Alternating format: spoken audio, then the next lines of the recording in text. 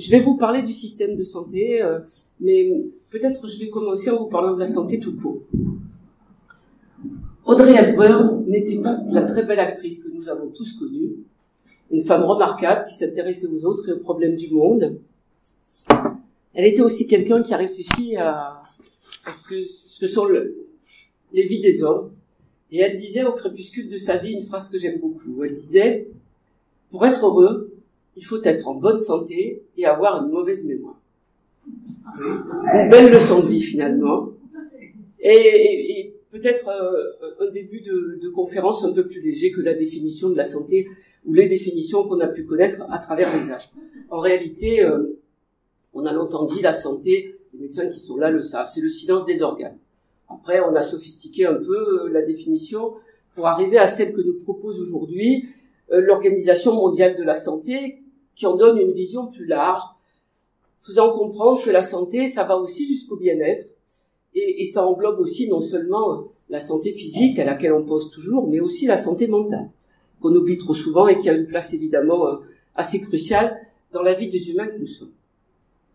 Donc je vais vous parler du système de santé français. Évidemment, ce propos, en 1 heure de temps, sera forcément un propos partiel.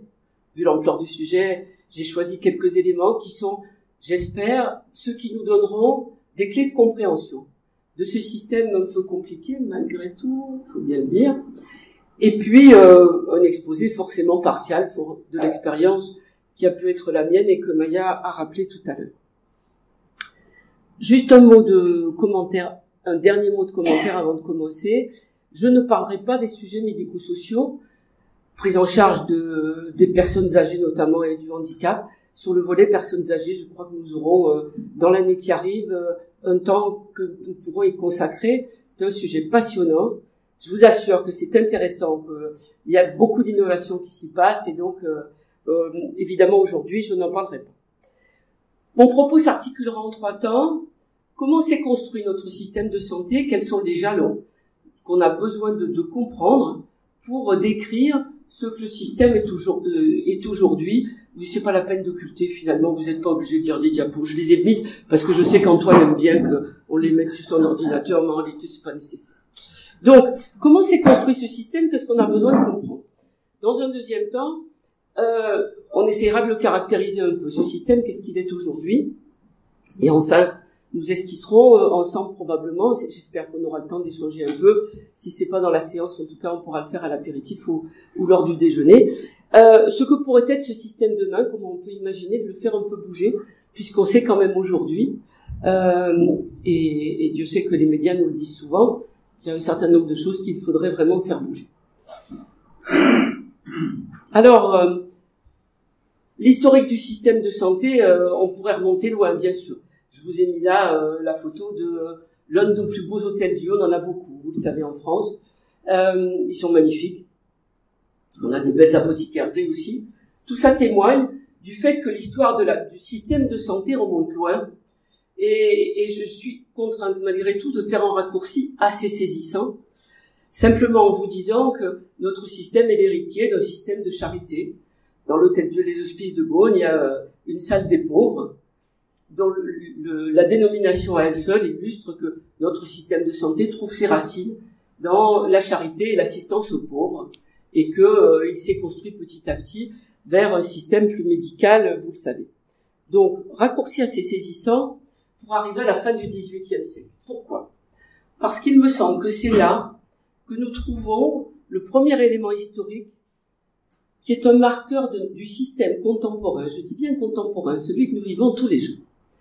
Un décret-loi du 28 juin 1793 qui porte, et c'est une citation, un réel embryon d'un système de santé national, car il définissait déjà, et on voit là la vision des révolutionnaires, les conditions d'organisation et de secours de la population. Il créait un corps d'officiers de santé qui était chargé de visiter à domicile et gratuitement les citoyens dans leur maladie.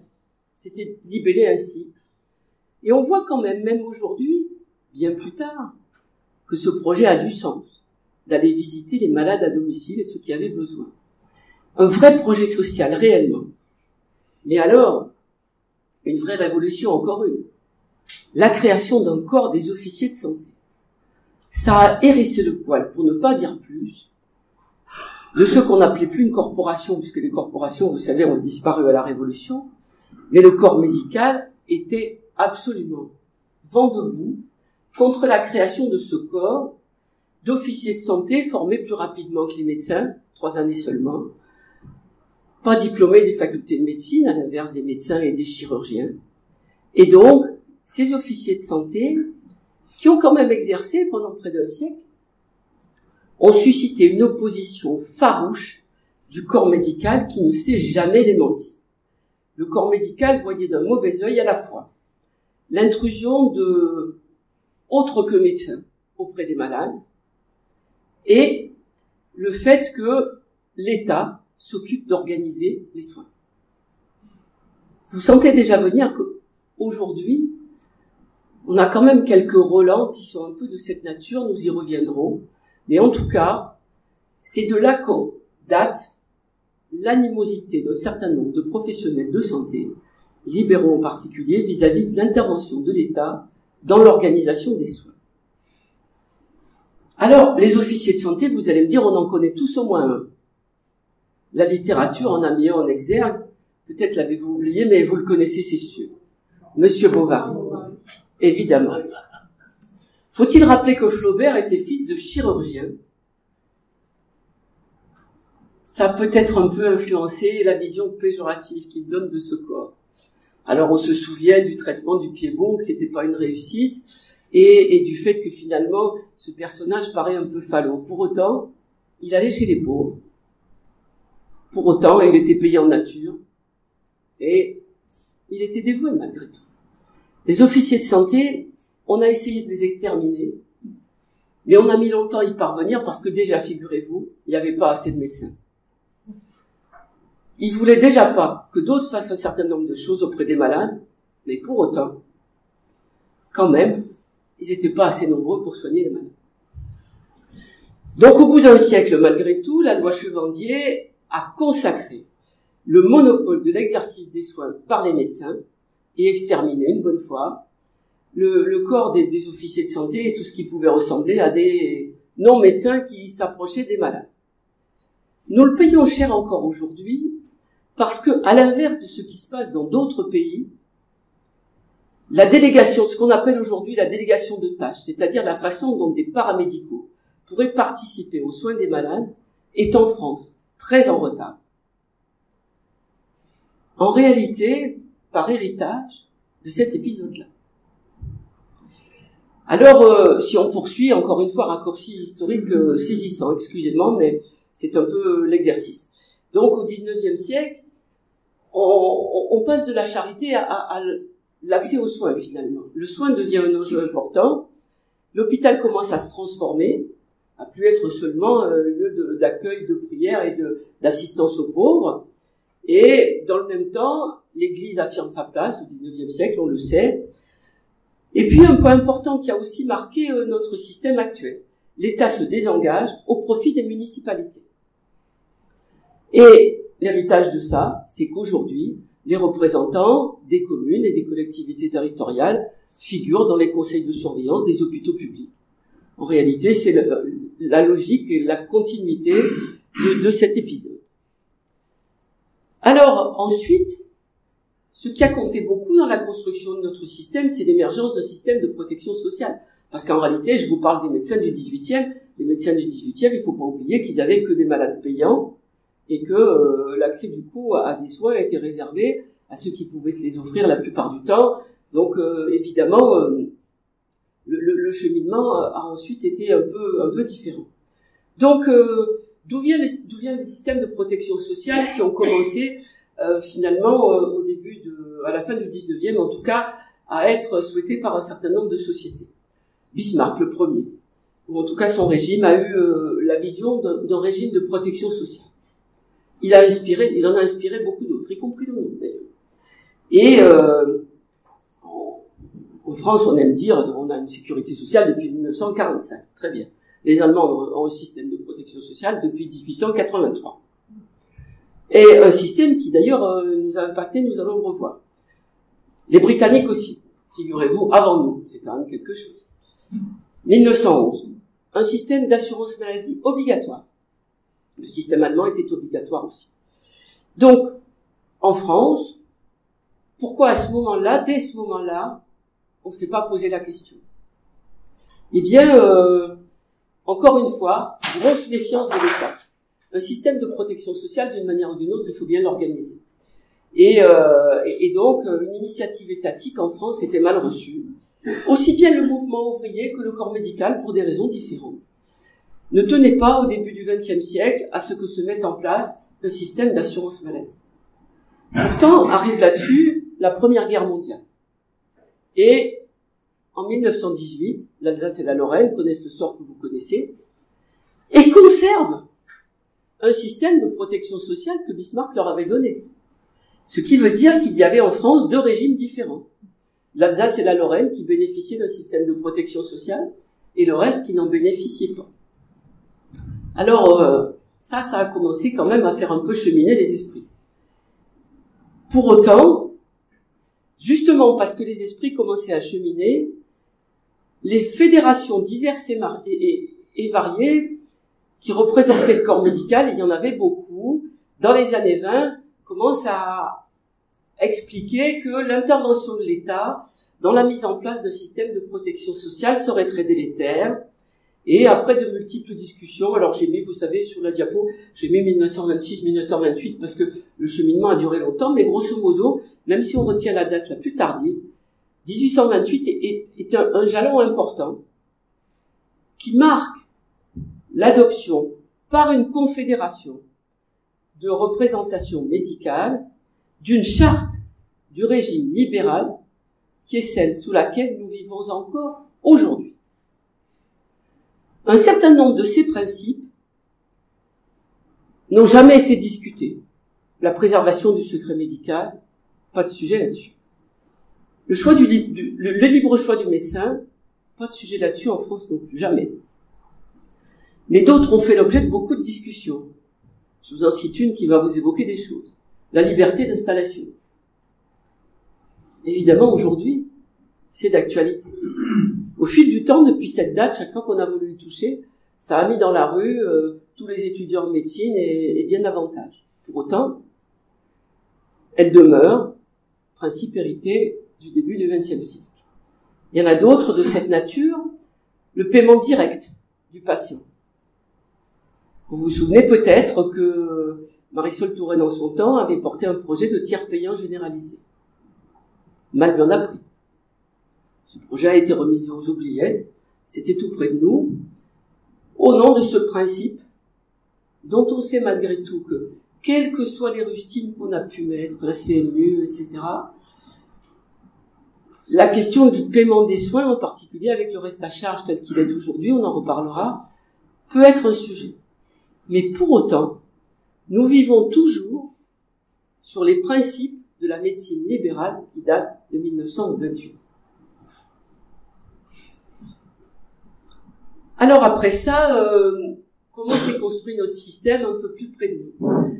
Après la Seconde Guerre mondiale, au niveau international quand même, après la Seconde Guerre mondiale et tout le cortège d'horreur qu'elle a transporté, y compris en France, l'idée d'une protection sociale quand même devient incontournable et commence à faire consensus. Suffisamment rare en France pour qu'on le relève. Et donc, en 1945, dans le cheminement que vous connaissez tous, on construit un régime dit général. En réalité, c'est un régime de protection sociale qui est surtout celui des salariés. Il est basé sur la relation de travail, le salaire, et pour les employeurs et les salariés. Il concerne les publics et les privés, et dans ce dispositif mis en place, comme toujours en France, on préserve des particularités, il reste des régimes spéciaux. Là aussi, ça nous dit quelque chose. Ça a survécu, on le sait. Donc, on essaye de garder les régimes spéciaux et bon gré mal gré, on s'embarque dans ce qu'on a appelé la sécurité sociale, qui est un système de protection sociale qui comporte aussi une assurance maladie. Ce système, il sera géré par les intéressés. On retrouve cette fameuse méfiance de l'État, encore une fois. Et les soins prodigués par les professionnels libéraux demeurent quasiment à l'identique, en dépit du fait que la différence est que pour les assurés sociaux, ils pourront faire l'objet d'un remboursement. Point important quand même, la France fait le choix, qui n'avait pas été fait par un certain nombre, par la plupart de nos voisins d'ailleurs, d'avoir ce qu'on appelle un ticket modérateur, c'est-à-dire un reste à charge, quelque chose qui n'est pas couvert par l'assurance maladie. C'est un choix français qui nous distingue des autres. Donc, dans ce contexte de création, deux remarques peut-être. La mutualité, qui avait un rôle qui commençait déjà à être important, soutient le principe d'une assurance maladie obligatoire et trouve, j'allais dire un créneau, en tout cas trouve sa place dans le fait que, puisqu'on conserve un ticket modérateur, elle va pouvoir devenir un assureur complémentaire. Et c'est le début, là aussi, d'un dispositif qui prolifère aujourd'hui, celui des assurances complémentaires, soit mutualistes, soit complètement privées, et en tout cas, qui tiennent une place de plus en plus importante dans notre système de santé. Je vous ai indiqué là, sur la diapo, une citation de Pierre Laroque, l'un des fondateurs de la sécurité sociale, qui disait « La sécurité sociale ne définit pas la politique sanitaire, mais participe à son exécution. » Ça, c'était les intentions en 1945. Aujourd'hui, je ne crois pas qu'on pourrait prononcer cette phrase comme ça. Nous y reviendrons tout à l'heure.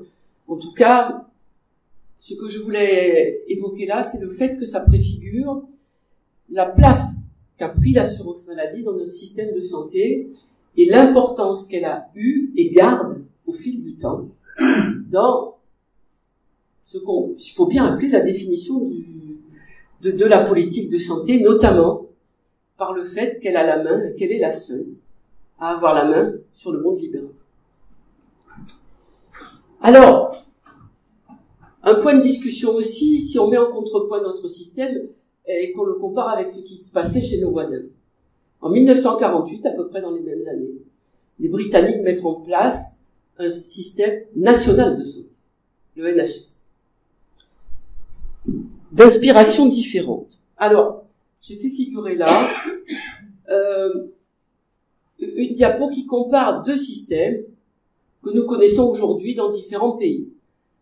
Ce qu'on appelle les systèmes à assurance maladie obligatoire, tels que le nôtre, et les systèmes de santé nationaux, tels que celui des Britanniques, mais aussi de tous les pays scandinaves, de l'Espagne, du Portugal, de la Grèce, du Canada, de la Nouvelle-Zélande, enfin bien d'autres. Si on essaye de comparer les deux systèmes, qu'est-ce qu'on peut dire? Dans les systèmes à assurance maladie obligatoire, les opérateurs de santé sont des structures indépendantes de l'État. C'est ainsi, par exemple, que nos hôpitaux publics sont des structures indépendantes de l'État, des établissements publics, que l'assurance maladie, la sécurité sociale, par exemple, est un organisme de droit privé. Les agents de la sécurité sociale sont des agents de droit privé. Et le financement, on verra tout à l'heure, est un financement qui n'était à l'origine théoriquement pas par l'impôt. Et puis l'eau est passée sous les ponts, mais en tout cas à l'origine c'était comme ça. À l'inverse, dans les systèmes de santé nationaux, le financement est celui de l'impôt et on a la logique de contingenter les ressources au départ. Dans les systèmes d'assurance maladie obligatoire, c'est une chose qu'on ne sait pas faire, ou maladroitement. Ensuite, dans les systèmes assurance maladie obligatoire, on a par définition moins de contrôle sur la médecine de ville. Et quand je dis la médecine, ça veut dire la médecine et les paramédicaux.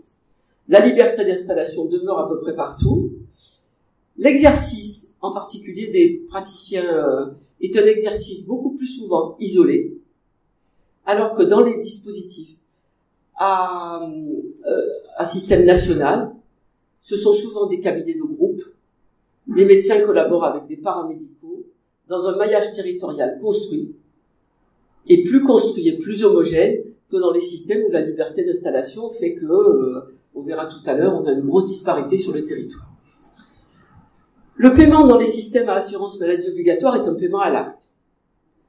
À l'inverse, dans les systèmes nationaux, les professionnels sont souvent des professionnels salariés ou rémunérés à la capitation, c'est-à-dire en fonction du volume et des caractéristiques de la population qu'ils servent. Ces systèmes nationaux ont souvent la réputation d'être plus contraignants pour les patients. Il y a un dispositif d'adressage, notamment sur ce qu'on appelle le second recours, le recours aux spécialistes. Alors on a maintenant le système du médecin traitant, plus ou moins efficace. Mais en tout cas, dans les systèmes nationaux, il est un peu plus rigide, un peu plus efficace peut-être aussi. On a longtemps dit que dans les systèmes nationaux, il y avait beaucoup de files d'attente. C'est vrai.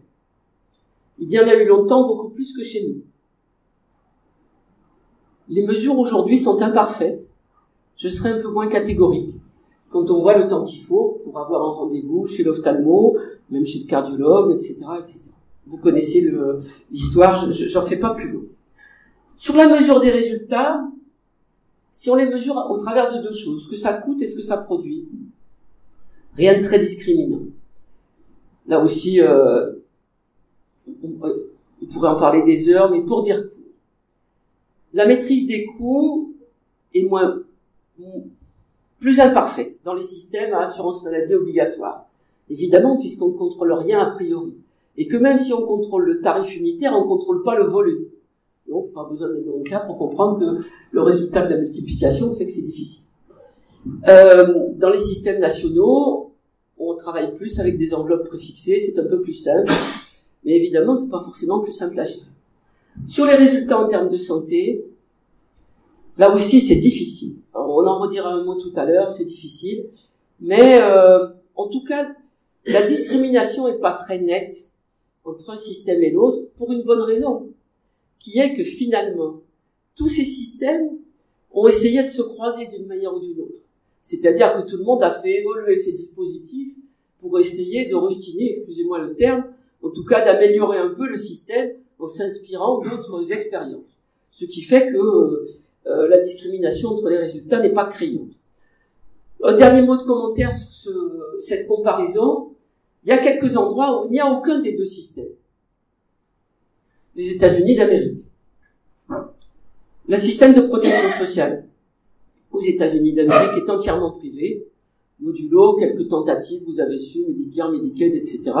Je ne vous refais pas ce que la presse a raconté longuement, mais en tout cas, c'est utile là de remarquer qu'il n'y a aucun système, ou en tout cas que le système américain, par exemple, ne relève d'aucun des deux systèmes de protection sociale que nous venons de regarder.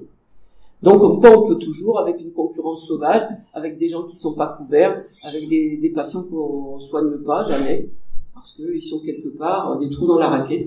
Il y a des sociétés qui s'accommodent de ça. C'est pas le cas de la nôtre. Ça me donne l'occasion de dire que le système de santé, évidemment, on peut lui trouver le nôtre, on peut lui trouver à redire beaucoup. Il y a beaucoup à dire et on le sait tous. Pour autant, il sait garantir un certain nombre de choses. Que quels que soient vos moyens, quelle que soit la pathologie dont vous êtes atteint, d'une manière ou d'une autre, on s'occupera de vous. Et ça, c'est pas rien quand même. Si on poursuit, et j'essaye d'aller vite. Alors, j'ai attaqué tout de suite la question du financement avant les résultats, puisqu'on en parle toujours. Alors, vous voyez, j'ai pas mis un tas d'or, mais est-ce que vous apercevez mal, là, sur le côté, c'est un coffre-fort. Alors, sur l'illustration, il est vide, mais c'est exagéré. De quoi on parle? Quand on parle des dépenses de santé, c'est toujours beaucoup, forcément.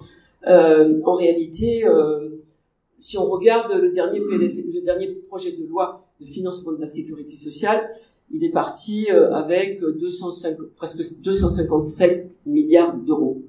C'est beaucoup d'argent. Si on essaye de ramener ça à l'échelle de la région, finalement, c'est pas loin de 60 milliards d'euros. Hors crise Covid, tous les chiffres que je vous donne, c'est évidemment hors crise Covid, parce que là, on a fait sauter les compteurs. Hein.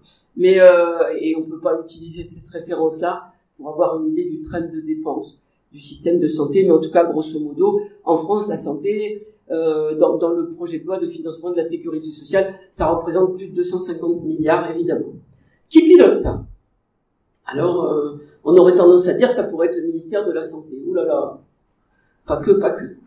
Le ministère de la Santé, je pourrais vous faire un développement sur la place qu'il a eu dans les différents gouvernements. C'est pas très intéressant, mais retenez quand même que quand on est dans ces ordres de grandeur-là, évidemment, tout le monde s'en occupe. Bercy pour commencer. Et c'est pas par hasard, c'est sur la diapo, j'ai commencé par Bercy. Vous le savez bien, le ministère des Finances pèse beaucoup, c'est normal, compte tenu des volumes engagés et de l'impact que ça a sur l'équilibre du pays malgré tout. Et souvent, les arbitrages remontent au-delà des deux ministères, au Premier ministre, à la Première ministre, dirait-on actuellement, mais parfois un peu au-delà. En réalité, les sujets de santé, c'est des sujets explosifs financièrement et pour des tas d'autres raisons, nous y reviendrons. Alors, j'ai une bonne nouvelle d'une certaine manière, ou ce qui a l'air d'être une bonne nouvelle. Le trou de la Sécu dont on a tant parlé, il a disparu, figurez-vous. Non pas qu'on soit devenu meilleur gestionnaire, non pas qu'on ait cessé de dépenser, non pas qu'on ait même arrêté l'augmentation des dépenses. Vous savez, quand on parle des dépenses de santé, les contenir, ça veut simplement dire freiner la progression. Parce qu'on ne peut jamais les diminuer, par définition. La population augmente, les coûts militaires aussi, donc on ne peut pas les diminuer. Pourquoi le trou de la Sécu a disparu? Écoutez, je vais vous donner une analogie, vous allez comprendre tout de suite. Si vous avez de la fièvre, si vous cassez le thermomètre, vous aurez de la fièvre toujours. Vous ne serez pas guéri, mais vous ne saurez pas quelle est la fièvre que vous avez. C'est ça qu'on a fait. En fait, on a fait varier tellement le périmètre des dépenses et le périmètre des recettes qu'on ne sait plus mesurer la taille du trou. Là aussi, une illustration simple. Une année, sans qu'on le voit tellement venir, on a rajouté dans les dépenses dites de santé la prise en charge des établissements d'aide par le travail. Pourquoi? Ne cherchez pas de logique ou de philosophie. En réalité, il s'agissait de diminuer le déficit de l'État. Donc, voilà comment on a fait. Je pourrais illustrer comme ça le propos. Retenez simplement que si on ne parle plus du trou de la Sécu, c'est juste parce qu'on ne sait plus le mesurer. Mais qu'en tout cas, l'écart entre les dépenses et les recettes reste un sujet évidemment permanent et que c'est pas les 3 années que nous venons de vivre qui ont pu régler le problème. Alors, d'où viennent les recettes? Vous vous rappelez, je vous ai dit tout à l'heure, dans les systèmes de santé nationale, c'est l'impôt qui finance. Et puis dans les autres, c'est la cotisation. Bon, ça c'était la théorie au départ. Après ça, les choses ont évolué un peu. Aujourd'hui, dans toutes ces dépenses, 35% seulement viennent des cotisations, pour parler en chiffres arrondis. Après, presque autant sont financés par la CSG. Ça, c'était une belle invention. Pour le coup, ça rapporte. Compte tenu de l'assiette qui est très large, ça rapporte et beaucoup. Et puis, il y a des taxes diverses qui viennent alimenter le budget. Sur le tabac, sur l'alcool, etc. Enfin, on additionne toutes ces taxes dont la France a le secret. Et finalement, tout ça, ça fait des recettes. Les dépenses. Là aussi, on a changé par rapport à l'origine. À l'origine, les dépenses de la protection sociale, c'était beaucoup la compensation des salaires quand on était malade. La médecine ne coûtait pas beaucoup, et la compensation des salaires, qui était cruciale évidemment, représentait une part considérable des dépenses. Aujourd'hui, c'est plus du tout comme ça. Aujourd'hui, la grosse part, c'est la part du soin, et on le comprend facilement. Aujourd'hui, évidemment, dans le soin, on a réussi, par les exploits extraordinaires de la médecine, de faire en sorte que des maladies qui étaient fulgurantes deviennent aujourd'hui des maladies chroniques, des maladies avec lesquelles on vit. Le VIH, le cancer, sont des maladies avec lesquelles on vit aujourd'hui, au prix de traitements qui sont extrêmement coûteux. Je vous donne cette illustration, il y en a beaucoup d'autres. Donc évidemment, aujourd'hui, c'est le coût des soins qui se taille la part du lion dans les dépenses qui sont les nôtres. Est-ce qu'on dépense plus en France que chez nos voisins? Oui, oui. On dépense moins qu'aux États-Unis pour la santé, avec leur système mal organisé, là, il est très privatisé, mais on dépense plutôt plus que d'autres, et notamment plutôt plus que de pays qui font pas forcément plus mal. Mais on a aussi un certain nombre de conforts. Je vous disais tout à l'heure, quoi qu'il arrive, on s'occupera de vous. Il y a quand même, dans la généralisation de notre système, une forme, alors si je dis de confort, le terme est impropre, mais en tout cas, un accès suffisamment large pour qu'il nous coûte un peu, évidemment. On y reviendra tout à l'heure. Et puis les dépenses, alors Antoine me disait l'autre jour, moi j'ai pas d'idée de ce que ça coûte pour chacun de nous, la santé. Alors là c'est exprimé en dollars, la source c'est l'OCDE, on est extrêmement, il faut être précis sur les sources parce que sur les comptages on pourrait facilement se tirer des tresses, mais en tout cas, là ce que dit l'OCDE, en dollars exprimés en pouvoir d'achat constant, en 2010 ça représentait un peu plus de 4000 $ US, en 2019 5300. On voit comment ça monte quand même. Et en 2019, j'ai pris cette référence-là avant Covid, évidemment. Donc, ça fait beaucoup. Quand on ramène ça, si on le ramène en euros et à l'échelle de, grosso modo, de ce que ça coûte par habitant, moi j'avais fait ça à l'époque au niveau de la région, on n'est pas très loin de ces chiffres-là. La région coûte un peu plus que d'autres parce qu'on a une densité médicale élevée, mais ça donne l'ordre de grandeur. Alors, toujours pour poursuivre dans le panorama de la santé, on n'a pas assez de médecins en France. Préparez vos mouchoirs. Bon, alors, on connaît l'histoire et c'est vrai. Donc, en France, le monde de la santé, qu'est-ce que ça représente? Un peu plus de 2 millions d'emplois quand même, soit 7% des emplois totaux. Ça pèse lourd, hein. Dans bien des villes, l'hôpital est le premier employeur. La plupart des villes d'ailleurs. Y compris par exemple à Toulouse avec Airbus qui est séparé en plusieurs morceaux. Donc finalement, à peu près partout, le premier employeur, c'est toujours l'hôpital. Et quand vous ajoutez là les industries de santé, les libéraux, etc., le monde de la santé, les professionnels de santé, ça fait du monde. Il y en a d'ailleurs de plus en plus. Si vous regardez les paramédicaux, par exemple, des infirmiers, en 2010, 530 000. En 2021, 765 000. Pas rien, quand même. Et ça continue d'augmenter. On essaye d'en former de plus en plus. Jamais assez pour autant compte tenu des besoins, mais n'empêche, ça fait du monde. Alors, les médecins, nous y voilà. Donc, en 1960, pour 1000 habitants, un médecin. 3,2 en 2017. Vous pourrez dire, ça fait beaucoup. C'est vrai. Ces chiffres sont faux, rassurez-vous. Parce qu'on ne sait pas ce qu'on compte. Ou en tout cas, ils sont faux partiellement. Plus exactement, ils ne reflètent pas la réalité de l'activité. Parce que ils reflètent le nombre de médecins enregistrés, etc. Très bien. Mais ça reflète pas l'activité que fait un médecin. On le sait. Quand vous êtes médecin libéral, vous pouvez décider que vous travaillez 3 demi-journées par semaine. Et de plus en plus, c'est ce que les jeunes font. Moi, j'ai souvenir, pas si loin d'ici, dans une maison de santé, 4 étudiants en médecine qui m'ont dit, pour venir s'installer, nous on va venir à 4, on travaillera 1 jour et demi chacun. Alors je vois Maya qui est surprise, c'est très répandu. Ce sont des jeunes qui acceptent de travailler loin de leur lieu de résidence familiale. Ça rend des vrais services, mais en tout cas, si ces 4-là, vous les comptez pour 4, vous n'aurez pas une activité qui vous reflètera ce que faisait, il y a 20 ans, un médecin de campagne à lui tout seul. Et donc, il faudrait évidemment, si on veut savoir quelle est l'offre réelle qu'on offre aux patients, il faudrait qu'on soit capable de compter l'activité d'une manière un peu plus fine, parce que ça dit pas grand-chose. Surtout quand là-dedans, vous avez aussi les médecins du travail, etc. Enfin, donc, cette statistique, elle vaut ce qu'elle vaut. Elle dit que quand même, le nombre de médecins a augmenté, qu'on n'en a jamais autant eu. C'est vrai. Mais pour autant, on sait tous qu'ils sont pas forcément au bon endroit. On sait tous qu'il en faudrait davantage. On a tous beaucoup d'idées là-dessus. Alors, je vous ai mis là aussi une idée de la densité médicale. En France, grosso modo, pour 1000 habitants, la moyenne nationale, c'est 101 médecins. C'est plutôt plus que nos voisins, quand même. Quand on se compare, on est plutôt dans des fourchettes hautes. Mais si vous regardez, en Seine-Saint-Denis, vous avez 67 pour 1000.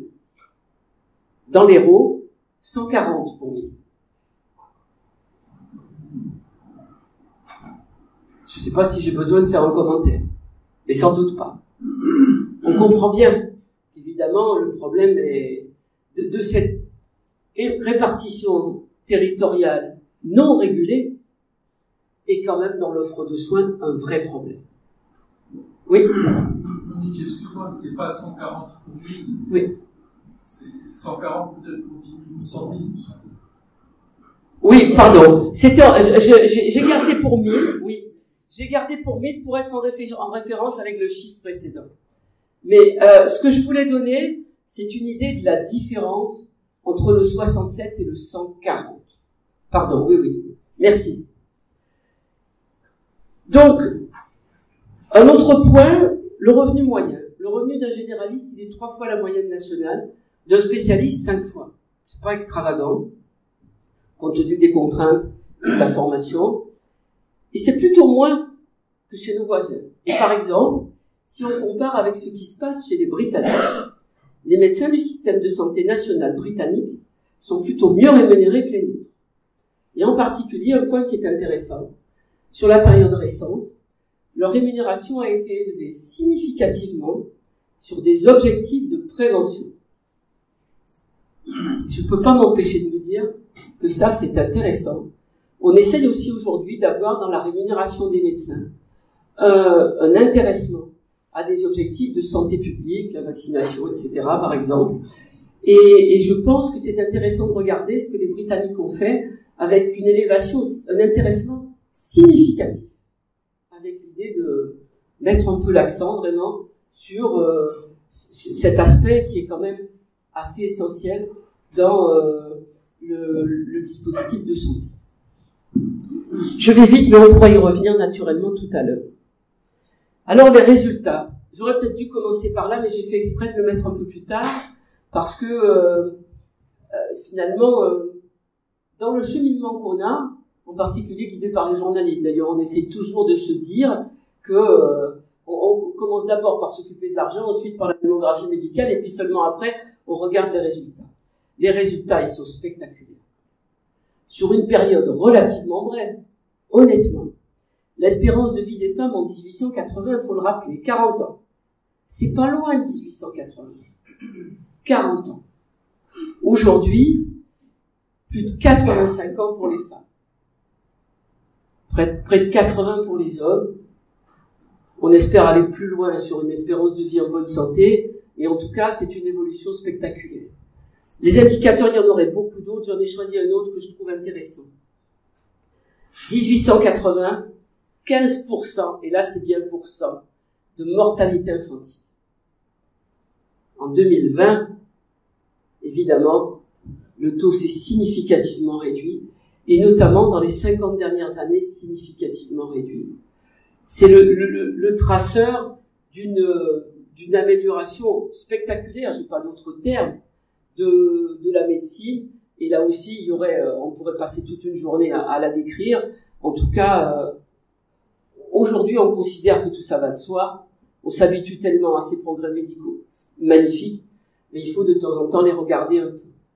On peut parler du Covid aussi, se dire que finalement, après ce qui nous est arrivé, c'est quand même stupéfiant, l'arrivée du Covid, on peut se dire, on peut dire tout ce qu'on veut, mais quand même, quand tout le monde s'y met, en peu de temps, on y arrive. Ça aussi, c'est remarquable. On peut faire toutes les critiques qu'on veut et toutes les difficultés, mais il faut pas oublier quand même ces progrès spectaculaires et ces améliorations considérables. Alors, il reste que, en France, il faut savoir que ce qu'on appelle la mortalité prématurée, elle est assez élevée dans ce pays. Ça tient à un certain nombre de facteurs. Pour aller vite toujours, je regarde la montre, j'essaie de ne pas déborder. En réalité, il y a un certain nombre de comportements à risque, par exemple, qui font qu'on a de la mortalité prématurée. On fume encore beaucoup en France. On boit encore un peu. Par exemple. Ce sont des facteurs qui peuvent influer. Il y a un certain nombre de choses comme ça qui font qu'on pourrait mieux faire. Et que je pense qu'avec de l'éducation pour la santé, de la promotion de la santé, de la prévention, un peu plus dense, on devrait pouvoir mieux faire. On a probablement de bons atouts pour ça. Il faut que ce point-là continue de nous gratter un peu. Il faut aussi que, dans les sujets d'irritation et de préoccupation, nous gardions l'idée que, dans un système qui finalement fait qu'on a un accès aux soins qu'on essaye de rendre le plus vaste possible, il y a aujourd'hui des inégalités de santé qui sont très, très fortes. Ces inégalités sont de nature sociale. On sait aujourd'hui que si vous êtes un cadre supérieur, vous vivrez plus tard, vous vieillirez en meilleure santé, et vous resterez en meilleure santé beaucoup mieux et beaucoup plus longtemps qu'un ouvrier, quelqu'un qui n'a pas de diplôme, on le sait. Si vous habitez dans un des départements qui est beaucoup moins desservi, par une population moins médicale, moins dense, avec un réseau d'accès aux soins moins dense, eh bien, vous serez dans des plus mauvaises conditions. Les indicateurs en attestent. C'est un point sur lequel nous devons travailler. Quand on le fait à l'échelle d'une région, et pour l'avoir fait moi-même, je vous assure que c'est exaspérant de voir que parfois, à quelques kilomètres de distance, on a des indicateurs de santé qui sont aussi disparates. Et parfois, on est même étonné. Moi, je dois vous dire, j'ai quitté par exemple Toulouse pour aller en Bourgogne. Et j'ai découvert en arrivant en Bourgogne que dans un département comme la Nièvre, il y avait à ce moment-là 0,5 neurologues pour tout le département. Pour traiter la médecine avec ça, franchement, c'est pas commun. Et quand on regarde les indicateurs de santé, eh bien, dans un département comme ça, par exemple, comme le dépistage du cancer se fait mal, toujours très tard, d'une manière difficile pour les populations, eh bien, en réalité, le taux de mortalité par cancer, il est exaspérant. Donc, ça, c'est vraiment un sujet sur lequel je crois que nos politiques ont à se pencher beaucoup. On a de gros enjeux sociaux autour de ça. C'est une inégalité qu'on a du mal à supporter dans un pays comme le nôtre. Et puis alors, le dernier point, c'est celui du reste à charge. Le reste à charge des soins, on le sait, aujourd'hui, il existe, on a le sentiment qu'il existe plus qu'avant, et c'est vrai. Pourquoi ? Il y a aujourd'hui un nombre croissant de praticiens qui pratiquent des dépassements d'honoraires. C'est autorisé dans le cadre de la convention de l'assurance maladie. Un certain nombre de ces dépassements, la majorité, sont couverts par des assurances complémentaires, puisqu'il est utile de rappeler qu'aujourd'hui, 95% de la population dispose d'une assurance complémentaire en France à un titre ou à un autre. Et heureusement, parce que sinon, finalement, quand on ajoute le ticket modérateur, les dépassements d'honoraires et un certain nombre de choses, sans assurance complémentaire, ça deviendrait très compliqué. Ce reste à charge en France, c'est important de le dire, est encore beaucoup moins élevé que dans la plupart des pays comparables. Mais il peut être significatif pour des malades chroniques. Le dernier calcul je crois, de l'adresse était d'un reste à charge annuel de l'ordre de 800 €, ce qui est beaucoup. Et la moyenne se répartissait plutôt à 400-500. On continue de trouver que c'est beaucoup. En tout cas, on conçoit que pour une partie de la population, ça peut être beaucoup, même si il existe dans notre système des dispositifs d'atténuation, de compensation, etc. Vous le savez, il y a des complémentaires gratuites maintenant, il y a un certain nombre de sujets. Mais en tout cas, je crois aussi que c'est un point d'attention dans un pays où on s'est employé malgré tout à ce que nous n'ayons pas de discrimination, où nous n'ayons pas trop de discrimination financière pour l'accès aux soins.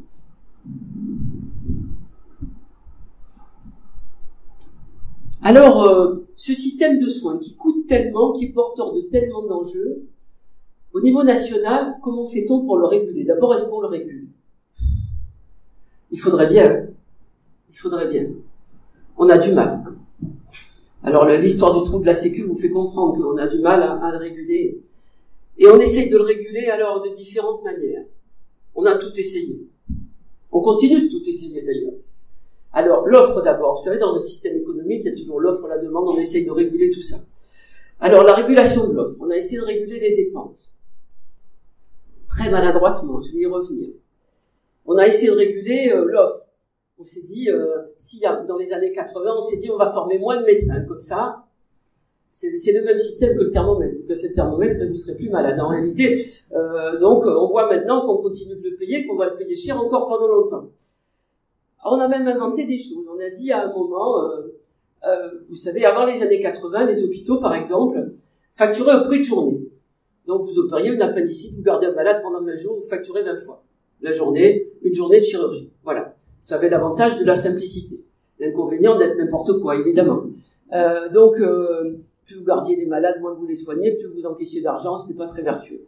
Alors, on s'est dit, on va inventer un autre système.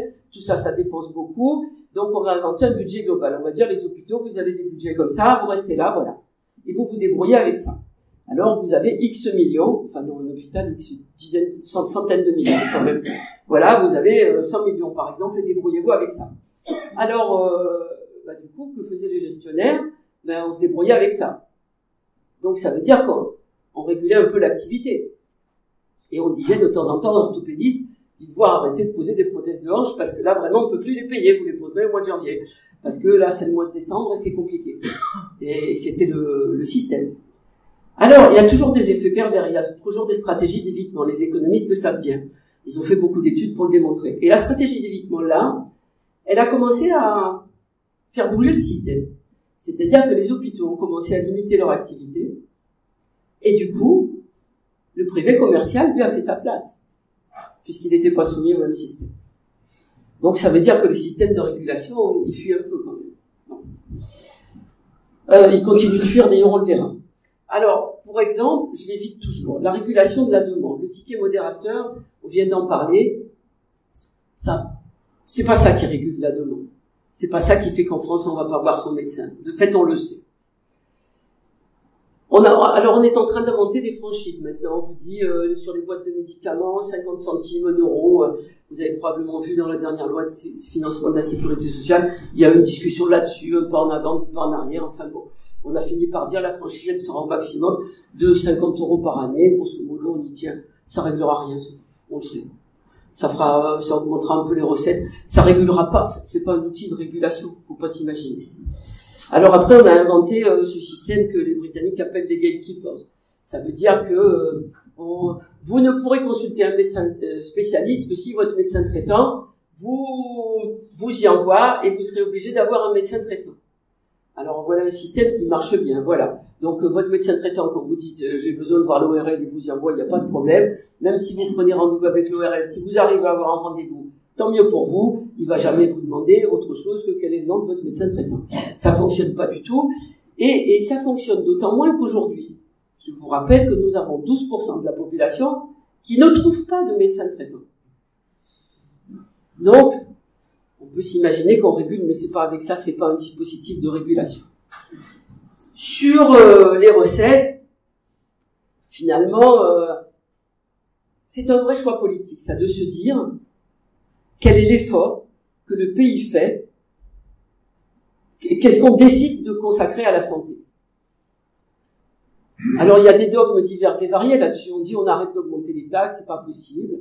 Il y en a qui disent à l'inverse, la santé n'ayant pas de prix, on comprend qu'elle coûte cher, elle continuera de coûter cher, mais comme elle est utile à tout le monde, pourquoi pas.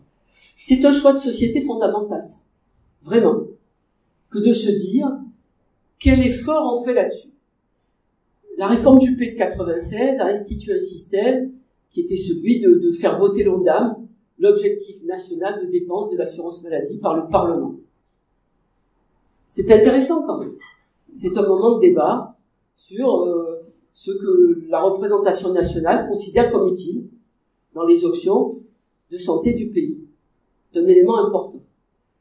Évidemment, il était fait probablement surtout avec un objectif de régulation des dépenses. Mais pour autant, c'est important de se dire que dans un pays, je crois en tout cas que la question du volume des recettes, c'est un vrai choix de société, les recettes de la santé. Qu'est-ce qu'on décide de faire? Évidemment, on est tous d'accord pour dire il faut pas gaspiller, il faut faire les choses correctement, il faut, dans la régulation des dépenses, il faut essayer d'obtenir tout ce qu'on peut sur des prix de médicaments moins chers, etc. D'accord. Mais quand même, la régulation des moyens disponibles, c'est un vrai choix de société. Et je voudrais dire à cet égard que la façon dont on rémunère les professionnels de santé, là aussi, c'est un vrai choix de société. Philippe Labro, dans un de ses ouvrages qui s'appelle La Traversée, que vous avez peut-être lu, il raconte son expérience en réanimation. C'est un livre émouvant de la réanimation vue depuis le patient. Et il a une phrase qui est intéressante, il dit « Une société qui traite mal ses instituteurs, ses infirmières et ses policiers est une nation qui va mal. » Je le crois profondément. Je crois que sur des valeurs cardinales, des services essentiels, c'est important de se dire que on doit porter de l'attention aux professionnels de santé, dont tôt ou tard, chacun d'entre nous va dépendre. Alors, la question des recettes, elle dépend aussi de ça. La santé, ça coûte. Ben oui, et ça continuera. Sur la question de la régulation, il faut aussi se dire que nous sommes dans un pays où on fait de la régulation comme on a fait la ligne Maginot à l'époque, avec le succès qu'on connaît. C'est-à-dire qu'il y a des endroits où on régule, mais alors beaucoup, hein. Et puis d'autres où on régule pas du tout. C'est la fameuse histoire de l'effet volume que je vous décrivais tout à l'heure. On dit par exemple, la consultation médicale, dans la convention médicale, elle est fixée à telle hauteur. Mais comme on régule pas le volume, ben de toute façon, c'est ce que j'appelle la ligne Maginot. On peut discuter sur un point, de toute manière, comme on ne sait pas réguler l'autre, il faut pas se cacher derrière son petit doigt, ça veut dire qu'on régule pas. Alors, j'essaye d'aller vite pour qu'on ait peut-être quelques instants pour échanger un peu. Si on essaye de regarder les enjeux actuels, vraiment contemporains, j'en ai sélectionné une demi-douzaine, on aurait pu aller plus loin, mais ceux en tout cas que je voulais vous mettre dans un coin de la tête, peut-être, sont prioritairement ceux-ci. D'abord la prévention. J'ai dit la prévention enfin. Il faut avoir conscience que notre système de santé, tel qu'il est, que je vous l'ai décrit très sommairement, c'est un système qui est basé sur le curatif. Les médecins n'ont jamais eu intérêt à ce que leurs malades soient moins malades, si on résume. Alors je schématise, bon, je caricature et vous comprenez ce que je veux dire. Mais personne pendant longtemps n'a eu intérêt à ce que la prévention ait une première place dans notre système de santé. À l'inverse de certains de nos voisins, qui du coup obtiennent de meilleurs résultats, je vous l'ai dit tout à l'heure. Je crois vraiment qu'il faudrait aujourd'hui qu'on soit capable, là aussi, d'avoir une vraie discussion, un vrai choix national qui fasse une bonne foi, qu'on soit capable de mettre l'accent sur la prévention et qu'on ait une vraie politique de prévention qui nous manque encore aujourd'hui. Je vais vous raconter juste une phrase. Quand je dirigeais l'Agence régionale de santé d'Occitanie, les dépenses de santé d'Occitanie, c'était 58 milliards d'euros sur la région. Les dépenses de prévention, c'était 500 000 balles. Alors, on pouvait toujours trouver 3 rustines, il y avait d'autres choses, etc. Bon, on faisait du mieux, on mettait les crédits qu'on avait, la marge régionale, etc. Mais en réalité, c'est l'épaisseur du trait, encore aujourd'hui. Si on veut inverser les choses, il faut être capable de le faire autrement. C'est un pan de la politique qui reste aujourd'hui à affermir, j'allais presque dire, qui nous manque. Le deuxième volet, je vous en ai parlé à l'occasion de la diapo précédente, c'est celui des ressources humaines. Je crois que on peut pas soigner sans professionnels, des médicaux, des paramédicaux de toute nature, c'est très important. On a beaucoup de retard dans la délégation de tâches, j'en ai parlé au début. On est encore un pays qui laisse aux médecins beaucoup de monopole de pratique, on pourrait faire mieux, sans dévoyer d'aucune manière la qualité des soins, sans rien enlever à personne. Moi, j'ai souvenir, il n'y a pas si longtemps, d'avoir dû batailler pour expliquer au niveau national qu'il était indispensable que la vaccination de la grippe soit faite par les pharmaciens. Aujourd'hui, ça paraît évident, le Covid a débloqué beaucoup de choses finalement, mais ça paraît évident, ça n'a rien enlevé à personne. Mais les personnes âgées qui sont au fin fond de l'Ariège ou des Cévennes, qui doivent aller une première fois chez le praticien pour l'ordonnance, une deuxième fois à la pharmacie pour récupérer le produit, une troisième fois chez le médecin pour se faire vacciner, franchement, est-ce qu'on peut pas faire un peu mieux? Alors on a compris qu'on pouvait faire mieux, ça a pris longtemps, il faut qu'on continue à bouger là-dessus, c'est important. Et puis il faut aussi que on ménage un peu nos professionnels quand même. L'autre jour, à l'occasion de la conférence de Lambert Lucas, on a parlé de la désorganisation que les 35 heures ont causé dans les corps qui s'occupent de la sécurité publique. En réalité, les 35 heures, ça a causé de la désorganisation dans tous les endroits où les journées font 24 heures. Et où vous devez avoir du personnel armé 24 heures par jour, 365 jours par an. Alors la santé, c'est comme ça. On peut pas fermer l'hôpital en disant pendant 20 minutes, on fait autrement. Donc, évidemment, ça a désorganisé, comme partout, surtout que c'était pas très préparé quand même. Et que, évidemment, on a eu ces séquelles-là pendant longtemps, la séquelle de cette arrivée brutale, d'une diminution du temps de travail sans préparation, alors qu'on devait quand même couvrir les 24 heures par jour. Évidemment, c'est compliqué, et c'est le genre de choses qu'il aurait évidemment fallu anticiper. Pour autant, quand on parle de métiers très pénibles, physiquement, mentalement, moi je suis pas choquée qu'on fasse un peu moins travailler les personnels de santé. Parce que je vous assure, pour les avoir vus de près, que ce sont des métiers très difficiles, très exigeants, et que là encore, on peut comprendre qu'on leur donne quelques jours de RTT dans l'année, parce que la contrainte est d'une lourdeur extraordinaire. Là aussi, une anecdote, mais quand même un petit long. J'ai un ami, moi, qui est banquier, qui nous racontait l'autre jour, d'une manière épouvantée, qu'un jour dans sa vie, il avait travaillé le 1er janvier. Bon. Les quelques professionnels de santé qui sont là comprendront rapidement que, eux comme moi, on a travaillé plusieurs fois le 1er janvier. Sans parler du 31 décembre, du 1er mai, du 14 juillet, des dimanches, etc. Ce sont des contraintes extraordinairement lourdes, et donc, on doit vraiment l'avoir en tête. Le Covid nous a montré la lourdeur de ces métiers et la solidité de ces professionnels. Il faut savoir s'en souvenir. Et alors, ces premiers de cordée, on a vu après le Covid que beaucoup sont partis, ont changé de métier pour devenir professeur de yoga ou commerçant. C'est normal. Après un tel épuisement, après un tel engagement, c'est normal. Il est bien des endroits en Amérique du Nord, par exemple, où ils sont, eux, dans une problématique de grand remplacement. Leurs professionnels sont partis. Et c'est un vrai sujet. Il semble, et on peut croiser les doigts, que nous ne soyons pas tout à fait dans cette situation. Et qu'après un temps de respiration, on va dire, aujourd'hui, les établissements de santé commencent à pouvoir recruter à nouveau et voir revenir à nouveau des professionnels.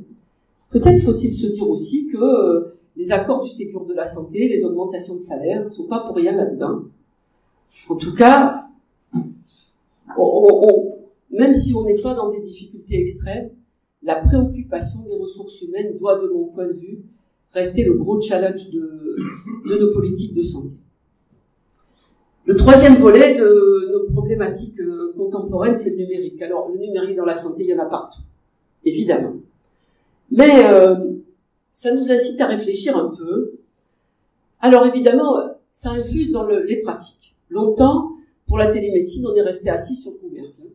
C'est-à-dire que vraiment, en France, on ne voulait pas savoir. À l'inverse d'autres pays qui ont développé ça beaucoup. Si vous allez voir en Suède, qui par parenthèse a des résultats, des indicateurs de santé qui sont remarquables, aussi bien sur ce que ça leur coûte que sur ce que ça produit en termes de qualité des soins. Mais en Suède, quand vous êtes dans le nord de la Suède, eh ben, évidemment que vous faites de la télémédecine parce que sinon vous faites rien. Donc, ils ont développé des outils techniques et des protocoles sanitaires qui permettent d'assurer une prise en charge. Alors évidemment, on ne peut pas tout faire, mais en tout cas, on fait des choses. Nous, on a tardé beaucoup parce que la convention médicale ne remboursait pas, parce qu'on ne savait pas faire, etc. On ne peut pas tout faire avec ça, mais n'empêche, on peut faire. Alors là, encore une fois, le Covid a accéléré, du coup, il semble que l'utilisation des outils techniques dans la pratique de soins, en tout cas, se développe. On est soigneux en France, on a une autorité de santé qui est la garante d'une qualité des soins, en tout cas qui essaye de faire des référentiels proprement. Donc il faut continuer à faire proprement, mais en tout cas, il ne faut pas se priver de ce que la technique peut nous donner. Elle peut nous donner aussi de l'expertise pour nos professionnels. Et l'intelligence artificielle va révolutionner probablement, par exemple, l'imagerie médicale, mais aussi sans doute la biologie, etc., et beaucoup d'autres choses. Il faut aussi préparer, faire attention à notre indépendance nationale sans doute aussi, mais en tout cas, ça doit devenir une composante forte de notre politique. Et puis, il faut penser que le numérique, ça veut dire aussi tout ce que ça expose en matière de santé, la protection de nos données de santé. On a une réglementation française européenne qui est sérieuse, je crois, et elle doit le rester, c'est important. En tout cas, on sait que le DMP la réforme d'Ousteblazy. Vous avez parlé de la réforme Juppé, la réforme d'Ousteblazy portait le DMP, il a eu toutes les vicissitudes qu'on connaît, ça nous a coûté cher. Bon, pour que finalement, maintenant, on bascule le truc à l'assurance maladie, comme ça nous coûtera encore cher. Mais il paraît que ça va marcher. Mon espace santé, ça va marcher. Oui, sans doute. En 2023, ça va marcher quand même. Hein. En tout cas, on espère que ça va rendre un vrai service, que ça va pas compliquer la vie du professionnel, que ça va même la faciliter et que ça facilitera aussi la nôtre, parce qu'on n'aura plus besoin d'aller chaque fois raconter aux médecins qu'on a fait une analyse au laboratoire il y a 3 mois, mais qu'on se rappelle plus où on l'a mis. Donc, parce que ça, c'est la vraie vie quand même. Ça doit nous aider à ça, le numérique. En 2023, ça doit nous aider à ça.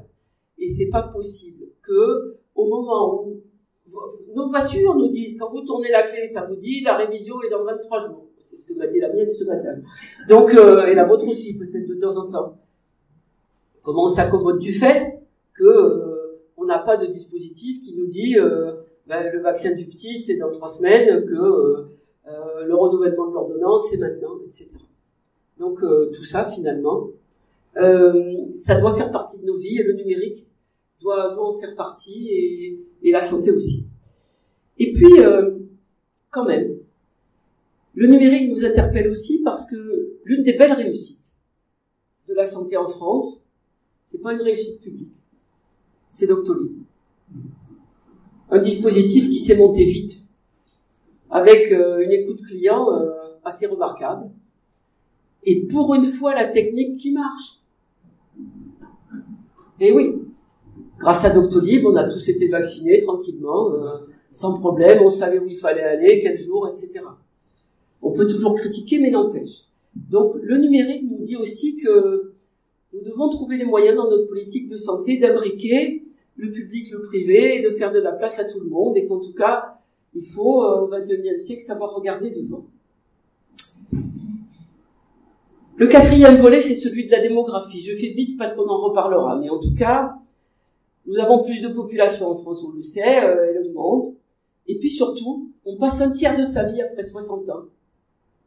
Un tiers.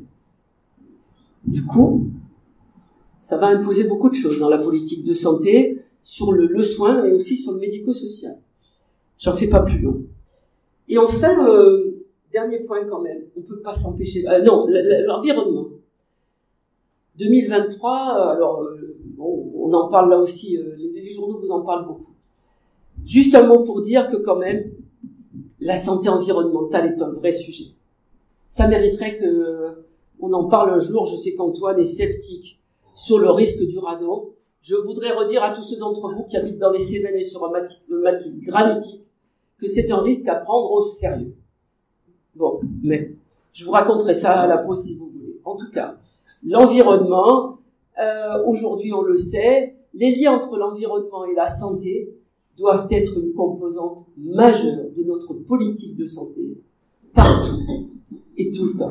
La pollution de l'air tue beaucoup, le radon un petit peu moins, mais quand même.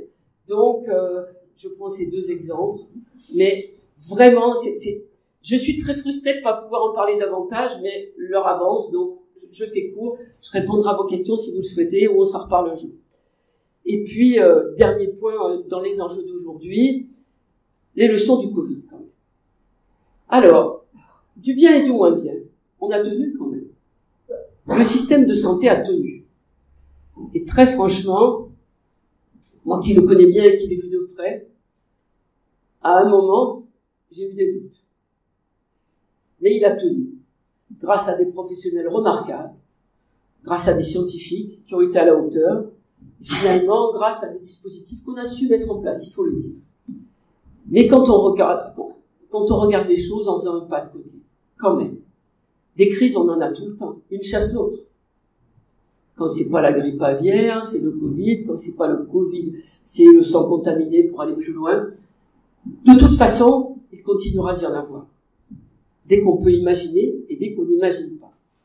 Et c'est pas parce que j'ai enseigné la gestion des risques, mais je crois que vraiment, on a besoin de se préparer à ça, de tirer les leçons du Covid à tout point de vue. Technique, sociétale, médicale, et qu'on doit se préparer à être toujours d'une manière ou d'une autre en situation de savoir gérer une crise, dont on connaît les contours ou dont on ne connaît pas les contours. Là aussi, je suis très frustrée d'aller vite, mais tant pis. Voilà. Et enfin, donc, un petit mot pour dire que, après une kyrielle de réformes du système de santé dont je vais vous faire l'économie, aujourd'hui, notre système, il est quand même caractérisé par une concurrence très forte entre opérateurs et entre assureurs. Il faut pas se leurrer. Il faut pas dire que le public et le privé cohabitent. Bien sûr, ils le font. Pour le Covid, ils l'ont fait. Souvent, ils le font. Mais la concurrence existe, c'est normal. On a un privé commercial. Dans cette région, le privé commercial dans l'hospitalisation fait plus de 50% de l'activité. Ce sont des structures de commerce, elles ont besoin de vivre. Il n'y a pas à critiquer ça. C'est comme ça. Donc, la concurrence existe. Et les réformes du système, je vous ai décrit des réformes de financement, n'ont eu de cesse, volontairement ou non, sans doute involontairement d'ailleurs, que de l'exacerber. Ça caractérise aujourd'hui notre système. Deuxième point, la gouvernance du système de santé en France. Je vous ai dit tout à l'heure en commençant, l'assurance maladie n'a pas vocation à porter la politique sanitaire. En réalité, en France aujourd'hui, l'assurance maladie pèse beaucoup. Vraiment beaucoup. Ne serait-ce que parce qu'elle pilote tout le monde libéral, et que ça, dans notre système de soins, évidemment, ça lui donne une prééminence forte. Et que la gouvernance duale de ce système n'est pas un facteur d'efficacité. C'est pas moi qui le dis, c'est Didier Tabuteau, qui est maintenant vice-président du Conseil d'État, et qui a été longtemps rapporteur du projet de loi de financement de la sécurité sociale. Croyez-moi, il ne s'y croyait pas. Ensuite, la santé, évidemment, c'est un sujet sanitaire, mais c'est aussi un sujet social. 2 millions d'emplois, des activités emblématiques dans la vie des territoires. On le sait bien. Il y a toutes sortes d'enjeux autour. Quand on ferme la maternité, c'est pas seulement les gens qui viennent accoucher qui s'en préoccupent. C'est tout le monde. Parce que ça impacte tout le monde. Et que la santé, c'est toujours au milieu de rapports sociaux et de rapports de force compliqués. Les partenaires sociaux, les médecins libéraux, les praticiens libéraux, les hospitaliers, les politiques locaux, les politiques nationaux, les assurances maladies, c'est-à-dire les complémentaires qui pèsent lourd maintenant, les assureurs qui pèsent très lourd, et l'assurance maladie, les usagers, les industriels de santé, qui considèrent, pour information, dans le médicament coûte moins cher en France que dans d'autres pays, le prix du médicament est moins élevé en France que dans d'autres pays, et nous sommes un tout petit marché. Étonnez-vous avec ça qu'on ne soit pas servi les premiers si on est tout seul à demander. Merci l'Europe, hein, heureusement, de temps en temps. Donc, ceci pour dire qu'on est dans tous ces rapports de force très complexes, et que quand vous êtes, quelque part, régulateur national ou local de la santé, vous avez à composer avec tout ça. On ne peut pas s'asseoir sur le fait que quand on ferme un pont d'activité dans un établissement, ou quand on ferme un établissement, ça m'est arrivé d'en fermer. Pas souvent, mais ça m'est arrivé. Évidemment, on considère les choses avec sérieux et avec gravité, compte tenu de tous les enjeux que ça porte. Et enfin, ces réformes ont été porteuses au fil du temps de ce que j'ai appelé quelques renoncements. La PDSA, ça veut dire la permanence des soins ambulatoires. En 2002, on a acté le fait que la permanence des soins, c'est-à-dire le médecin traitant que vous appelez ou que vous voyez, à partir du samedi midi et jusqu'au lundi matin ou le soir, à partir de 19h, finalement, cette permanence des soins n'est plus obligatoire pour les médecins. Ça a été une revendication, et donc, et finalement, la population ne le comprend pas. On ne comprend pas que quand on est professionnel de santé, on n'est pas une contrainte d'assurer quelque part une permanence de garde. Alors, beaucoup de médecins font de manière volontaire cette permanence des soins, mais son organisation, croyez-moi sur parole, est un sujet diabolique qui mériterait quand même que quelque part, on soit peut-être un peu plus directif avec la préoccupation d'un vrai service élémentaire aux populations. Moi, j'ai été pour ma part outré de ne pas réussir dans un certain nombre de cas à faire en sorte que le cabinet du médecin de garde soit celui qui est à côté de la pharmacie de garde, par exemple. Ça a l'air aussi simple que ça. Mais la complication de notre système fait qu'aujourd'hui, pour régler ça, c'est diabolique, et que des outils de régulation, on les a pas toujours et sans doute pas assez. Le renoncement du tiers payant, on en a parlé. Est-ce que c'est un sujet, pas un sujet? On peut avoir différentes vues là-dessus, mais en tout cas, on a reculé. Les disparités territoriales, on en a parlé aussi. Ça, d'après moi, vraiment, j'ai beaucoup de conviction autour du fait qu'il ne faut pas reculer là-dessus. Ensuite, j'ai parlé de la médecine sobre. C'est le terme de l'ancienne doyenne de la faculté de médecine de Toulouse.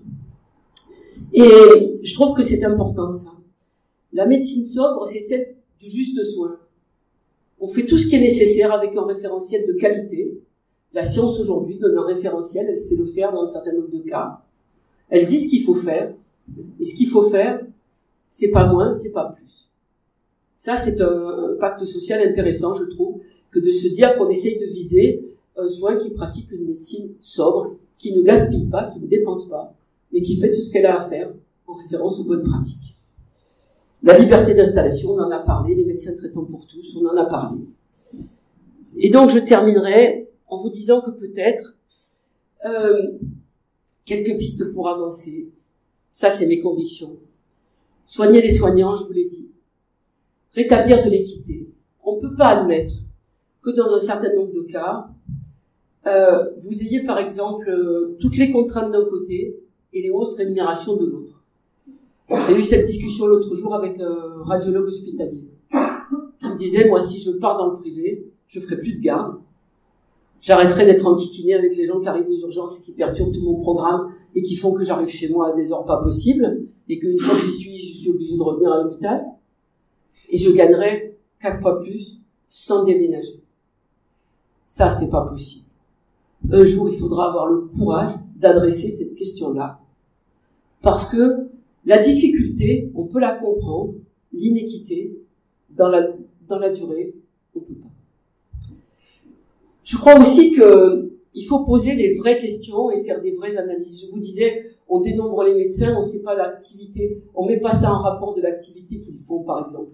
Si nos statistiques sont pas justes, si on n'a pas une photo juste du problème, comment voulez-vous qu'on le résolve? Et si on s'occupe de réguler ce qu'on a sous la main, par exemple les hôpitaux publics, parce que là on a les outils de régulation, et qu'on régule pas les autres, parce que là on n'a pas les outils, qu'on n'a pas les leviers juridiques, ben ça c'est pas une bonne solution. C'est chercher ses clés sous le réverbère, parce que c'est là qu'il y a de la lumière, même si c'est pas là qu'on les a perdues.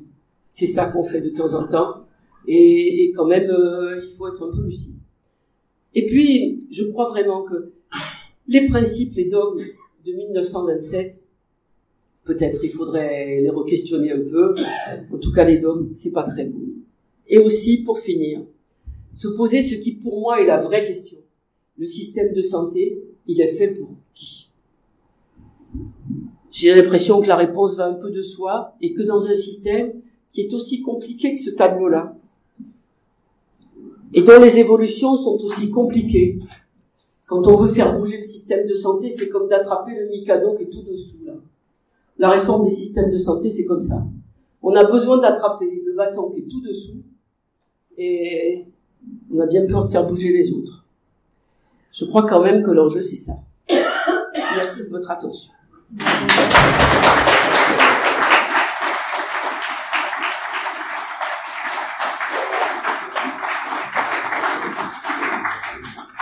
Merci madame. Formidable, merci beaucoup. Est-ce qu'il y a quelques questions? Beaucoup de questions. Ah si, alors, ça c'est sûr. Attends, Pierre, là-bas, Pierre Gazin. D'abord, merci, très beau exposé. Un éloge que vous n'avez pas fait, enfin, l'éloge, quelque chose que vous mettez en avant, c'est l'affection de longue durée. Le principe de l'affection de longue durée, il est remarquable. Réjouissons-nous qu'il existe. Vous allez chez le médecin, vous avez un petit tiers payeur, donc c'est le petit boulot tous les jours, c'est normal. Vous avez une affection de longue durée et vous n'êtes pas moribond avec une affection de longue durée, là, ça va très très vite. Vous êtes pris en charge complètement pour cette affection et de manière pas du tout restrictive ou mesquine. Donc on a un processus, là, à ce niveau-là, on a un processus absolument remarquable. Je suis d'accord. Attends. Oui, je suis d'accord. Vas-y. Oui, merci d'abord pour tout ce que vous avez dit, c'est fantastique. J'ai une remarque qui sort de notre secrétaire perpétuel. En 2006, j'ai eu l'honneur de faire une présentation à l'Académie de Canton, une présentation de réception, et j'ai parlé du radon. Oui. Et tout le monde a regardé pour ce terme martien. Je ne suis pas médecin, hein, comme je suis financier, Et j'avais même créé une proposition que notre notaire préféré, Charles Wood, le notaire, j'avais suggéré d'introduire la notion de contrôle des radons dans les endroits, comme c'était un diagnostic. Vous savez, les diagnostics des températures, j'avais introduit ça. Parce que 60% des maladies pulmonaires, ou des corrigés si je me trompe, selon l'OMS, c'est dû au radon. Alors, je me trompe peut-être, mais...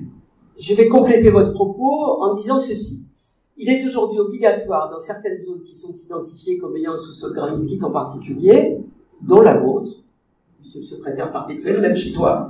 Donc, il est obligatoire, dans un certain nombre de lieux qui reçoivent du public, les écoles, par exemple, etc., de faire un diagnostic de radon.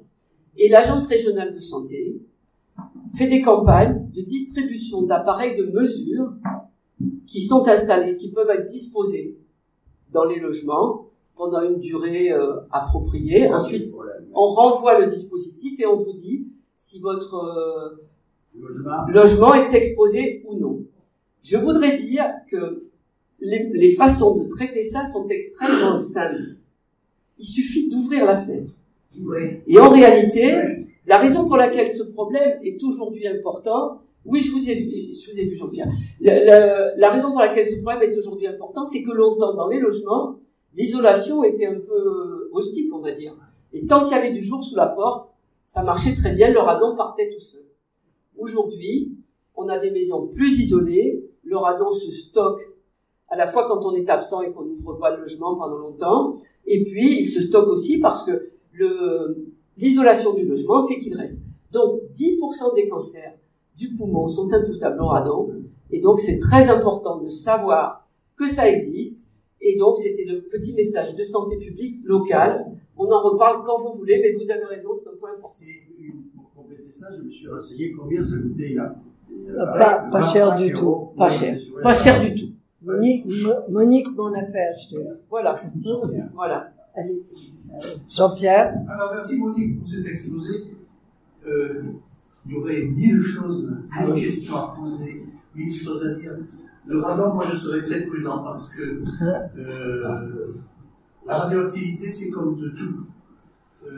Comme disait Paracelse, tout est une question de dose. Oui. Voilà. Tout est une question de dose et il y a des discussions, mais je pense que ça vaudrait la peine d'avoir une séance sur la radioactivité et la médecine. Parce que dans un cas comme dans l'autre, c'est... Voilà. Bah, tu vas nous faire ça? Non, je ne suis pas capable. J'ai des idées, mais je ne suis pas capable. La prévention, vous avez tout à fait raison, la prévention, c'est sensationnel et ça devrait être un des objectifs essentiels de la médecine. Mais, ça dépend de quelle prévention. Prévention contre quoi? Parce qu'il y a des mesures de prévention, je suis tout à fait d'accord. Si on buvait pas, si on fumait pas, déjà, la santé serait nettement beaucoup plus accessible à tout le monde. La vaccination, c'est pour moi un fait incontournable de prévention. De l'autre côté, il y a toute une série de préventions.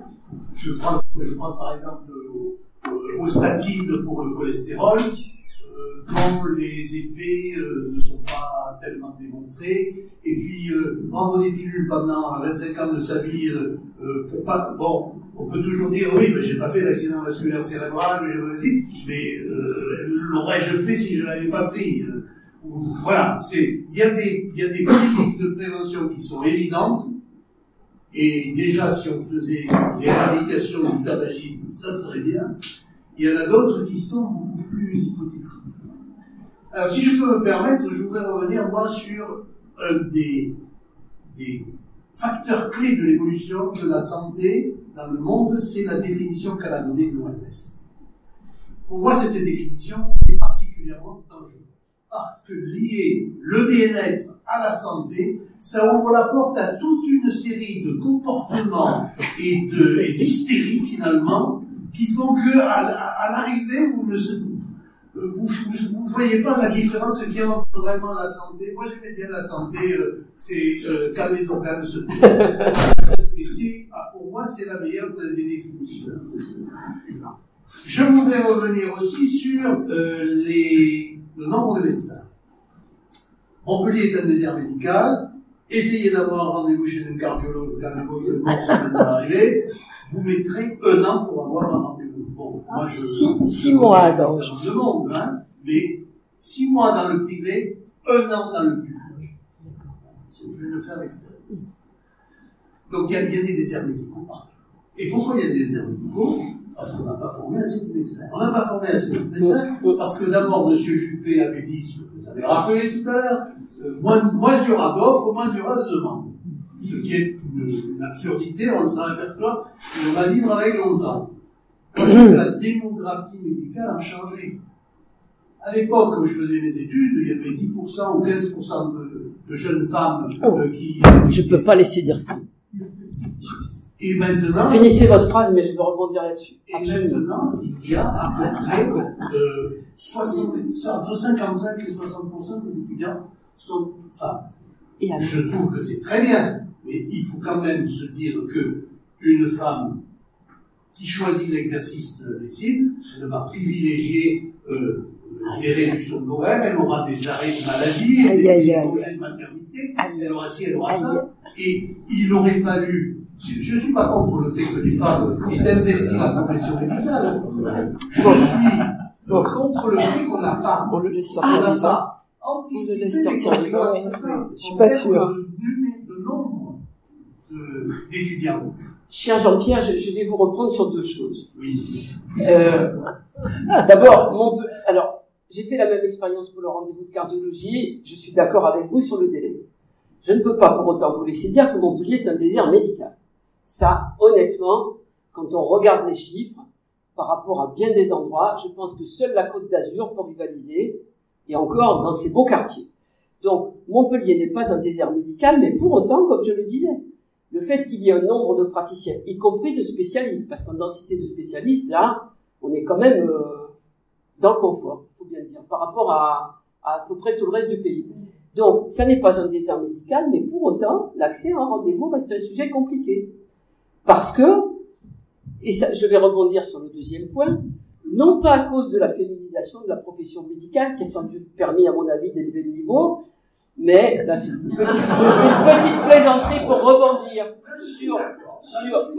une petite plaisanterie pour rebondir sur cette perfidie, et surtout, plus sérieusement, pour dire qu'il y a un effet de génération qui n'est pas lié au fait qu'il y a plus de femmes dans les diplômés de médecine aujourd'hui, mais qui est lié au fait que les diplômés de la faculté de médecine qui sont sortis cette année n'ont pas de leur métier, et notamment du temps qu'ils y consacrent, la même conception que leurs grands-pères. Et ça, c'est évident. Et que ça soit, pour le coup, je me suis donné un peu de mal. Je voyais beaucoup d'étudiants en médecine quand j'étais à l'agence, qui étaient en fin de cursus, pour discuter avec eux de leur perspective d'installation, des futurs généralistes. Et honnêtement, hommes ou femmes, le discriminant n'est pas là. Ils ont tous, ou la plupart d'entre eux en tout cas, une idée de concilier leur pratique professionnelle avec une qualité de vie qui n'a rien à voir avec ce que leur père et leur grand-père pratiquaient. Et je pense que la différence, elle tient plus à ça qu'à la féminisation. Voilà, je bondis à chaque fois, mais c'est... Mais ceci étant, si vous voulez, c'est un ensemble. C'est plurifactoriel ce qui se passe. Oui. C'est plurifactoriel. Moi, je suis revenu en France et je suis rentré dans le secteur public. J'ai été prof de faculté et aussi à Montpellier en 91. J'ai vu arriver les 35 heures. Et ben, j'ai vu les dégâts. Ah oui, je peux vous dire que les pratiques médicales dans les hôpitaux, avant les 35 heures et après les 35 heures, c'est la nuit et le jour. Plus exactement, c'était la nuit, c'était le jour et c'est devenu la nuit. Mais on a tous vu dans ces années-là des pratiques qui étaient en rupture avec le passé. Moi, j'ai vu par exemple des internes, parce qu'ils avaient reçu un message de mouvement de grève, poser le bip et partir. Des internes qui étaient de garde. Et leur maître était sidéré en disant, mais là, je perds toutes mes références, jamais j'aurais imaginé qu'on puisse, alors qu'on est de garde, poser le bip et partir. Et ça, effectivement, indépendamment des 35 heures d'ailleurs, cette évolution, elle est aujourd'hui quelque chose avec lequel on doit composer.